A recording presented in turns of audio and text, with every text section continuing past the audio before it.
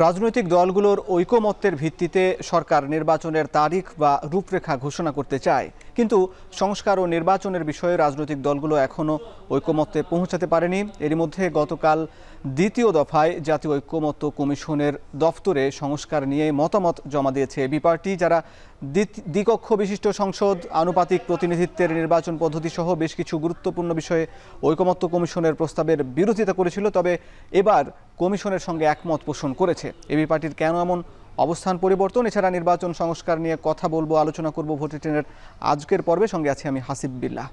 দর্শক, শুরুতেই দেখে নিতে চাই আজ রাজনৈতিক মহলে রাজনীতিবিদরা কে কী বিষয় নিয়ে আলোচনা করেছেন নির্বাচন ইস্যুতে, একটু দেখে নিতে চাই। আজকে কবি ও কলামিস্ট ফরহাদ মজহার একটি প্রেস ক্লাবের একটি অনুষ্ঠানে বলেছেন, সরকার জনগণের ক্ষমতা জনগণের কাছে ফিরিয়ে দিতে টালবাহানা করছে। তিনি বলেছেন, বিভিন্ন এলিট কমিশন গঠন করে সবার মন ভোলানোর চেষ্টা করছে সরকার। এসব জনগণ বোঝে, তাই টালবাহানা না করে দ্রুত জুলাই ঘোষণা দিতে হবে এবং জনগণের ক্ষমতা জনগণের কাছে ফিরিয়ে দিতে হবে। এদিকে প্রেস ক্লাবে আরও একটি অনুষ্ঠানে বিএনপির স্থায়ী কমিটির সদস্য নজরুল ইসলাম খান বলেছেন, কারো দল গোছানোর জন্য নির্বাচন বিলম্বিত হতে পারে না। তিনি বলেছেন, আগামী জুন কিংবা জুলাইয়ের মধ্যে ঐকমত্যে পৌঁছানো সম্ভব হলে ডিসেম্বরের নির্বাচনে বাধা কোথায়, তিনি অন্তর্বর্তী সরকারের কাছে প্রশ্ন করেছেন। এদিকে জাতীয় নাগরিক পার্টির সদস্য সচিব আখতার হোসেন বলেছেন, মানবিক করিডোর বিষয়ে রাজনৈতিক দলগুলোর সাথে আলাপ আলোচনা করে সিদ্ধান্ত নিতে হবে। এদিকে গণসংহতি আন্দোলনের প্রধান সমন্বয়কারী জুনায়েদ সাকি বলেছেন, বিচার সংস্কার ও নির্বাচনের জন্য সুস্পষ্ট রোডম্যাপ ঘোষণা করে বাংলাদেশকে একটা যথাযথ উত্তরণের দায়িত্ব পালন করুন। সরকারের উদ্দেশ্যে তিনি এইসব বলেছেন। এইসব বিষয় নিয়ে আমরা আরও আলাপ করব এবং এবি পার্টির যে গতকাল ঐকমত্য কমিশনের সঙ্গে বৈঠক করেছে সে বিষয় নিয়ে আলাপ করব। এই জন্য আলাপ করতে যুক্ত আছেন এবি পার্টির যুগ্ম সাধারণ সম্পাদক ব্যারিস্টার সানি আব্দুল হক।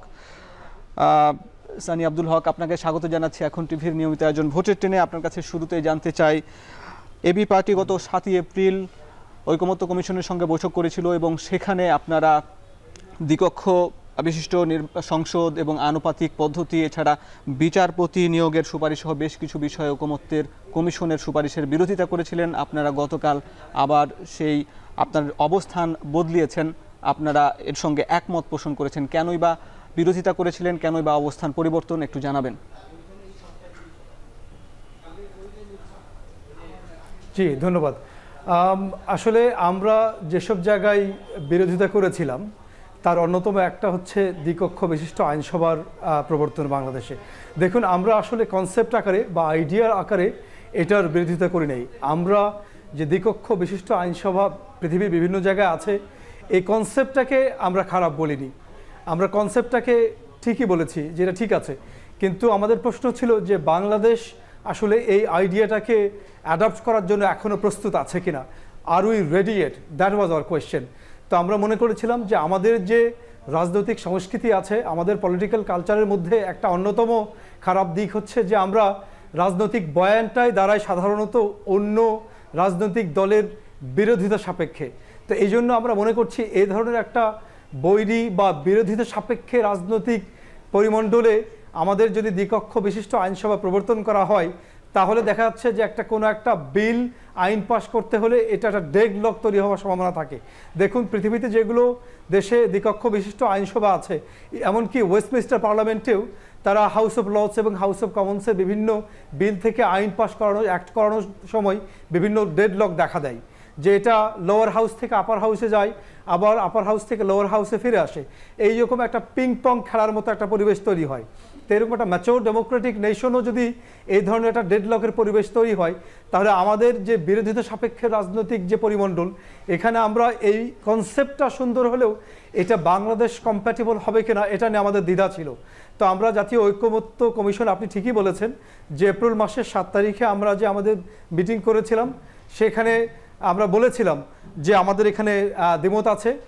তো তারপরে তারা আমাদেরকে তাদের পজিশন তুলে ধরেছেন এবং আমরা বুঝতে পেরেছি যে বিভিন্ন রাজনৈতিক দল এবং অংশীজন যারা বৈঠক করছেন ঐকমত্য কমিশনের সাথে, তারা আসলে এটা চায় দ্বিকক্ষ বিশিষ্ট আইনসভা বাংলাদেশে প্রবর্তন হোক, তারা চান। তো তো এই জন্য আমরা জাতীয় ঐক্যমত্যের স্বার্থে আমাদের যে প্রিন্সিপাল পজিশন যেটা, যে আমরা দ্বিকক্ষ বিশিষ্ট আইনসভার বাংলাদেশ কেন প্রস্তুত নয়, এটা আমরা এখনও ওই জায়গাতেই আছি। আমরা আমাদের রাশনাল বা রিজনিংটা আমরা এখনও আমাদের উপলব্ধি ওইরকমই, আমাদের উপলব্ধির পরিবর্তন ঘটে নাই। কিন্তু যেটা হয়েছে সেটা জাতীয় ঐক্যমত্যের বৃহত্তর স্বার্থে আমরা আমাদের পজিশনটাকে কনসিড করেছি। আপনি জাতীয় ঐকমত্যের স্বার্থে, ঐক্যের স্বার্থেই এই অবস্থান পরিবর্তনের কথা বললেন, কিন্তু একই সঙ্গে বড় একটি রাজনৈতিক দল বিএনপি ক্ষমতার ভারসাম্য প্রশ্নে সরকার প্রধান বা দলীয় প্রধান সরকার প্রধান হতে পারবে এমন মতামত দিচ্ছেন, এবং একই সঙ্গে দুইবারের অধিক ক্ষমতায় থাকার বা নির্বাচন বা প্রধানমন্ত্রীর দায়িত্ব পালন করার বিষয়ে তারা একমত বা জানিয়েছে। তাহলে আপনারাও কি বিএনপির এরকম মতামতের সঙ্গে জাতীয় ঐক্যে কি একমত হবেন, বা কোন বিষয়ে একমত হবেন না হবেন এটা আসলে কিভাবে নির্ধারণ হচ্ছে? কেউ কি আপনাদের চাপ দিচ্ছে, বা কার মতের ভিত্তিতে আপনারা এরকম অবস্থান বদলাচ্ছেন? জি দেখুন, আমরা কোনো চাপ এখনো পর্যন্ত পাইনি, বা এ ধরনের চাপ। আমাদের তো ফ্রি স্ট্যান্ডিং একটা পজিশন আছে, আমাদের নিজস্ব উপলব্ধি আছে, বিবেচনা আছে, আমাদের নিজস্ব উপকমিটি আছে, এবং দলের যে সর্বোচ্চ যে ফোরাম যেটা আমরা ন্যাশনাল এক্সিকিউটিভ কাউন্সিল, এটা নিয়ে আমাদের বিস্তর আলোচনা হয়। আমরা আলোচনা করে সবাই মিলে একটা সম্মিলিত সিদ্ধান্ত গ্রহণ করি।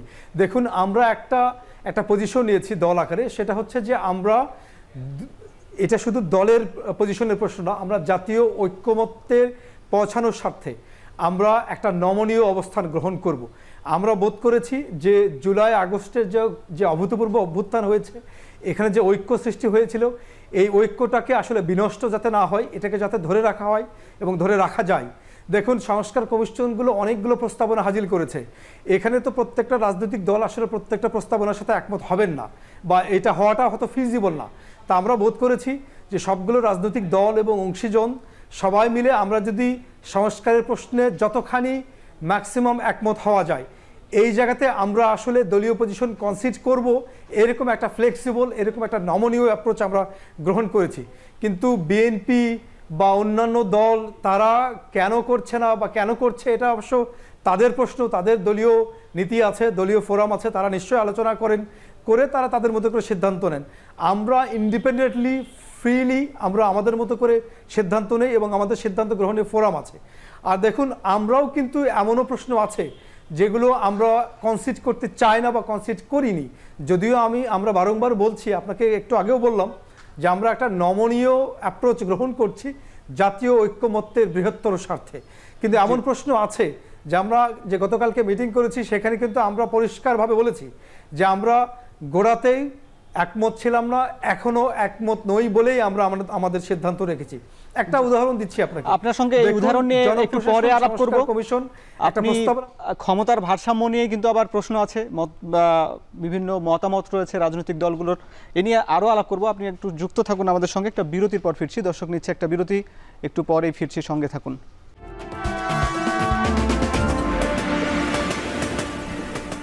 বিরতির পর স্বাগত। দর্শক দেখছেন ভোটের ট্রেন। আলোচনা করছি এবি পার্টির যুগ্ম সাধারণ সম্পাদক ব্যারিস্টার সানি আব্দুল হকের সঙ্গে। জি সানি ভাই, আপনারা যে দ্বিতীয় দফায় যে লিখিত প্রস্তাবটি দিয়েছেন, সেখানে 166টি সংস্কার ওই প্রস্তাবনার মধ্যে 138টিতে একমত পোষণ করেছেন, এর মধ্যে 10টি প্রস্তাবের দ্বিমত এবং 18টিতে আংশিক একমত পোষণ করেছেন। এর বাইরেও আর কি বিষয়ে দ্বিমত রয়েছে? এবং শুরুতে এর আগে যেটি বলছিলাম, ক্ষমতার ভারসাম্য প্রশ্নে বিভেদ রয়েছে রাজনৈতিক দলগুলোর মধ্যে, আপনারা কি আবার জাতীয় প্রশ্নে সেইগুলো কোনো আবার নমনীয় হবেন কিনা জানাবেন। জি, নমনীয় হওয়ার কথা যেটা বলছি, এটা তো আমরা একটা মোটামুটি গোল্ডেন অ্যাপ্রোচ নিয়েছি আর কি। কিন্তু that is not to say যে আমরা আসলে 166টাতেই আসলে আমরা একমত হয়ে যাব। আমরা এটা একটা অ্যাপ্রোচ নিয়েছি আর কি, যে একটা ফ্লেক্সিবল থাকা, কিভাবে ঐক্যমত্যের স্বার্থে আমরা একমত হতে পারি, এটা একটা নিয়েছি। যেমন ধরুন, আপনি বলছিলেন যে ভারসাম্যের কথা। দেখুন, আপনি নিশ্চয়ই জানেন, কয়েকদিন আগে আমরা দলের 5ম প্রতিষ্ঠা বার্ষিকী পালন করলাম। তো এই দলের আত্মপ্রকাশের আগেই কিন্তু আমরা দলীয় গঠনতন্ত্র প্রস্তুত করেছিলাম, যে দলীয় গঠনতন্ত্র প্রস্তুত কমিটির আমি একজন সদস্য ছিলাম। তো আমরা কিন্তু আমাদের দলীয় গঠনতন্ত্রে আমরা স্পষ্ট করে বলেছি যে আমাদের দলের যিনি প্রধান থাকবেন, আমরা যদি কখনো রাষ্ট্রের দায়িত্ব নেওয়ার সুযোগ হয় আমাদের, তাহলে আমাদের দলের যিনি প্রধান আছেন এখন চেয়ারম্যান বা থাকবেন, তিনি কিন্তু একই সাথে দলীয় প্রধান, দলীয় চেয়ারম্যান এবং কোনো রাষ্ট্রের গুরুত্বপূর্ণ কোনো দায়িত্বে প্রাইম মিনিস্টার বা প্রেসিডেন্ট এরকম কোনো গুরুত্বপূর্ণ দায়িত্ব তিনি একই ব্যক্তি পালন করতে পারবেন না। তিনি ওই দায়িত্ব নিতে পারবেন, দলের এই প্রধানের দায়িত্ব ছেড়ে দিয়ে তাকে দায়িত্ব নিতে হবে। তো এই ধরনের কিন্তু আইডিয়া বা এই নোশনটাকে আমরা কিন্তু গত 5 ইয়ার্স ধরে আমরা নারিশ করে আসছি। আমরা প্রচারণা, আমরা জনসচেতনতা তৈরি বা আমাদের মতো করে আমরা এটাকে পাবলিসাইজ করার চেষ্টা করছি। এটা আমাদের নতুন কনসেপ্ট না, আমরা গত 5 বছর ধরে করে আসছি। তো আমরা খুব আনন্দিত হয়েছি যে সংস্কার কমিশনের পক্ষ থেকে এরকম একটা প্রস্তাবনা এসেছে যে যিনি দলীয় প্রধান থাকবেন তিনি আসলে প্রধানমন্ত্রী বা রাষ্ট্রপতি হতে পারবেন না। তো এটাকে আমরা এই প্রস্তাবনাকে আমরা সাধুবাদ জানিয়েছি এবং আমরা খুব আনন্দিত। এবং আমরা যেহেতু আমাদের দলীয় গঠনতন্ত্রে এটাকে বিধিবদ্ধ করা হয়েছে, আমরা আমাদের এই পজিশনটাকে কনসিড করব বলে মনে হয় না। আর একটা হচ্ছে যেটা বিরতির আগে বলছিলাম যে জনপ্রশাসন সংস্কার কমিশন তারা একটা প্রাদেশিক সরকার ব্যবস্থা বাংলাদেশে প্রবর্তনের জন্য একটা প্রস্তাবনা দিয়েছিল, যেটা আমরা ঘোরতর বিরোধিতা করেছিলাম। এটা গত 7 এপ্রিল যে মিটিং হয়েছিল, আমরা আমাদের উদ্বেগের উৎকণ্ঠার কথা এই প্রাদেশিক সরকার ব্যবস্থা প্রণয়ন করলে কি উদ্বেগ সৃষ্টি হতে পারে এটা আমরা প্রকাশ করেছি এবং আমরা গতকালকেও এটা বলেছি এবং তারা গত দিনও বলেছিলেন এবং গতকালকেও আমাদেরকে আশ্বস্ত করেছেন মৌখিকভাবে যে সংস্কার ঐকমত্য কমিশন যে তারা তাদের জায়গা থেকে তারা এটা থেকে কনসিড করেছেন, মিনিং যে ঐকমত্য কমিশন আসলে এই প্রাদেশিক সরকার ব্যবস্থা প্রবর্তনের ওই প্রস্তাবনা থেকে তারাও মোটামুটি সরে এসেছে। দেখুন আমরা কেন আগেও আমরা একমত ছিলাম না বা এখনো একমত নই এবং আমরা আমাদের এই একমত না হওয়ার জায়গাটাকে এই জায়গাটাতে কেন কন্টিনিউ করবে একটু জাস্টিফাই করার চেষ্টা করি। সেটা হচ্ছে দেখুন বাংলাদেশের মতো একটা ছোট ভৌগোলিক সীমারেখার একটা দেশে যে দেশে প্রায় বেশিরভাগ মানুষ একই ভাষায় কথা বলে, একই রকম আমরা দেখতে আমরা homogenous nation, up and down the country আমরা প্রায় একই রকম। তো এরকম একটা দেশে আর্টিফিশিয়ালি একটা ফেডারেল স্টেট প্রভিন্সিয়াল যে সিস্টেমটাকে প্রবর্তন করা, এটার আর্টিফিশিয়াল প্রবর্তন ছাড়া প্রয়োজন আছে বলে আমরা বোধ করিনি। আরেকটা উদ্বেগের জায়গা হচ্ছে যে আপনি যদি ইউরোপিয়ান কনটেক্সটে চিন্তা করেন তাহলে দেখবেন যে আসলে এই বাংলাদেশের এই টেকনাফ থেকে তেঁতুলিয়া পর্যন্ত যেতে আসলে মাত্র 3 আওয়ার্সের বেশি সময় লাগার কথা না। এই 3 ঘন্টার দূরত্বে এই ইউরোপিয়ান কনটেক্সটে একটা দেশে আসলে ফেডারেল সিস্টেম কেন দরকার। আর আমরা বোধ করেছি উদ্বেগের জায়গা সেটা হচ্ছে যদি বাংলাদেশে প্রাদেশিক সরকার ব্যবস্থা প্রবর্তন করা হয় তাহলে আমরা মনে করছি যে আমাদের সার্বভৌমত্ব হুমকির মুখে পড়তে পারে এবং আমাদের সার্বভৌমত্ব at some point in the future it might be compromised.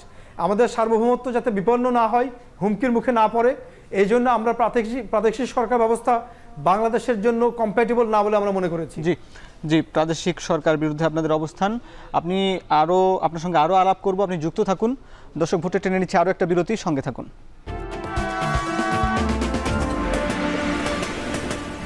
বিরতির পর স্বাগত। দর্শক ভোটের ট্রেনে আলোচনা করছি একজন এবি পার্টির শীর্ষ একজন নেতার সঙ্গে। আপনার কাছে জানতে চাই, নির্বাচন নিয়ে শঙ্কা বাড়ছে এবং কেউ অভিযোগ করছেন সরকার নির্বাচন নিয়ে টালবাহানা করছে, কোনো দল ডিসেম্বরের মধ্যে নির্বাচন চাই। এবি পার্টির অবস্থান কি?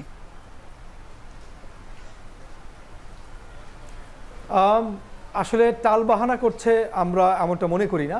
আমরা বোধ করি যে বাংলাদেশ নামক রাষ্ট্রের একটা হোলসেল রিফর্ম দরকার এবং এই রিফর্মকে কিভাবে এক্সিকিউট করা যায় এই নিয়ে আসলে সংস্কার কমিশনগুলো তাদের প্রস্তাবনা হাজির করেছে এবং এটা নিয়ে জাতীয় ঐকমত্য কমিশন কাজ করছে।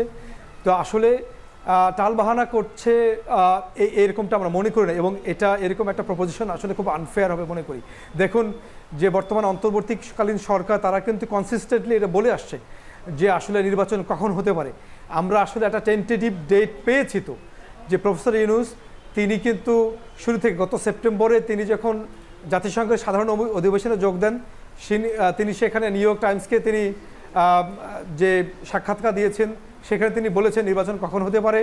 তিনি বিজয় দিবসের দিন তিনি জাতীয় উদ্দেশ্যে ভাষণের দিনে তো একই কথা বলেছেন এবং আমরা গেল কয়েকদিন আগেও কিন্তু আমরা একই রকম কথার পুনরাবৃত্তি পেয়েছি আমরা। তো এই জন্য আমরা বোধ করছি যে অন্তর্বর্তীকালীন সরকার বারবার বলেছে যদি নির্বাচন স্মলার স্কেলে হয় তাহলে এটা ডিসেম্বরে হবে, আর যদি এটা লার্জার স্কেলে হয় তাহলে এটা জুন পর্যন্ত গড়াতে পারে। আসলে এটা সব রাজনৈতিক দল এবং স্টেক হোল্ডারদের একমত হবার বিষয়, আর সেই লক্ষ্যে জাতীয় ঐক্যমত্য কমিশন কাজ করে চলেছে। তা আমরা বোধ করছি যে এই সব রাজনৈতিক দল এবং অংশীজন যদি একমত হয় সংস্কারের প্রশ্নে, সংস্কার নির্বাচন আসলে কোনোটাই বিপরীতমুখী নয়। তো এই জন্য আমরা বোধ করছি সংস্কার এবং নির্বাচন দুটোর রোডম্যাপ একসাথে দেওয়া যেতে পারে, একটা সমন্বিত রোডম্যাপ বিচারের, সংস্কারের এবং নির্বাচনের, এই তিনটা বিষয়ের একটা কালেকটিভ আসলে রোডম্যাপ দেওয়া যেতে পারে। কানেক্টিভ রোডম্যাপের কথা বলছেন, আপনাকে অসংখ্য ধন্যবাদ, আপনার কথা স্পষ্ট, আপনি যুক্ত ছিলেন, আপনাকে ধন্যবাদ জানাচ্ছি। দর্শক আপনারা যারা যুক্ত ছিলেন সবাইকে ধন্যবাদ জানিয়ে শেষ করছি আজকের মতন ভোটের ট্রেন।